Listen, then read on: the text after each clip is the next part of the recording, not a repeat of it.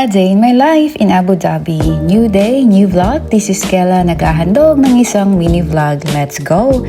Ngayong araw nga guys ay magpapalinis kami ng aming mga nails ng ate dahil it's been 1 month siguro since last day na nalinis to. May mga sumasakit na din kasi alam nyo na dahil nga guys napakalayo namin sa city at bago kami sa Abu Dhabi, ito talaga yung pinaka-challenge sa amin. Bagong lipat nga pala kami and I think it's been 3 months that we are living in Abu Dhabi. Bali, pupunta nga kami guys ng city para maghanap ng salon. And it will take 40 to 45 minutes if you have car. And I think more than 1 hour kapag bus, depende sa traffic. So, car is a must talaga guys sa amin since malayo kami sa city. Naisipan ko na magpagupit na rin siguro ako, no? Napakahaba na rin kasi ng hair ko. And minsan tamad na din talaga akong suklayin to. Napakahaba na. Pero at the same time, naghihinayang talaga ako guys. So, let's see. Magbago man ang isip ko. It is what it is.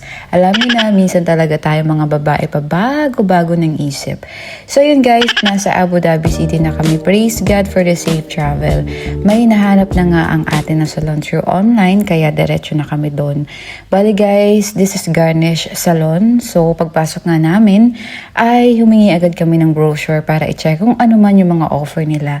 Naalala ko lang din guys, nung nasa Dubai pa kami, everywhere is flyers talaga. Tapos pag-aagawan ka ng mga staff dun sa labas ng mga salon at pagandahan ng offer. Pero dito sa Abu Dhabi, medyo struggle siya kasi kailangan mo talagang puntahan yung mga salon. Okay, so after 1 hour pa sila mababakante. Kaya naisipan namin ng ate na i-try namin maghanap-hanap sa labas. Nakakainip din kasi maghintay ng 1 hour, di ba? So, lumabas na nga muna kami ng ate at buti may nakita kami. Medyo na-prank pa nga kami sa part na to guys dahil nga nakita namin yung signage at pinuntahan namin. At pagdating nga namin dun guys, restaurant pala yun. So, dali-dali kaming bumaba at nagtanong-tanong na din.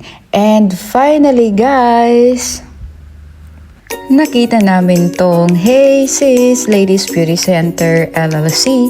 At pagpasok nga namin ay napaka-aesthetic ng salon nila, Instagrammable at magaganda din yung offer nila. Napakarami din nilang free candies, free coffee, and free chicha. O diba, yung mga gustong-gusto ko talaga. And bali dito guys, sa salon nila, meron silang 10-point services for only 99 dirhams. So, pili ka ng services na gusto mo for 10 points. Nilagyan ko na rin ng mga check kung alin yung mga gusto ko. So, I choose pedicure, polish, hand and feet, haircut with style, and gel manicure. Nag-add na lang din ako guys ng 10 dirhams kasi sumobra na pala ako sa 10 points. So, ayun nga guys, nauna ng linisan si ate and I am waiting sa available staff na maglilinis sa akin. Iba din talaga sa feeling kapag malinis ang ating mga kuko, especially sa paa. Kumuha na nga din ako guys ng free water at free chicha nila. Dahil medyo nga matagal bago pumasok yung staff, ay nasolo ko nga yung room. Kaya naman nakapag-unlimited selfie tayo at nakapag-video na rin. And finally mga sis, nalinis na ni ate yung kuko sa paa ko. Nawala na rin yung mga sumpa. Char.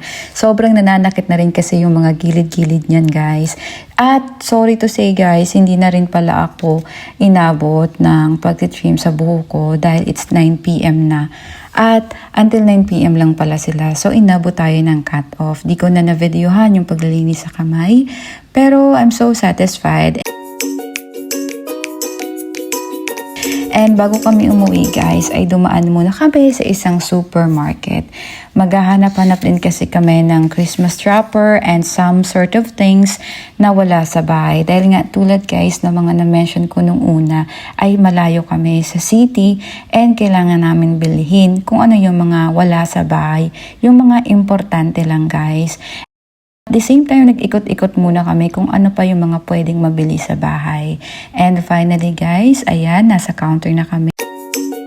Bili na kami ng mga kailangan. And thank you Lord, tapos na kami. So that's my mini vlog today. Abangan nyo ulit guys yung mini vlog ko. And thank you so much sa lahat ng mga sumusuporta sa akin. So that's for today. Have a blessed day. Bye-bye.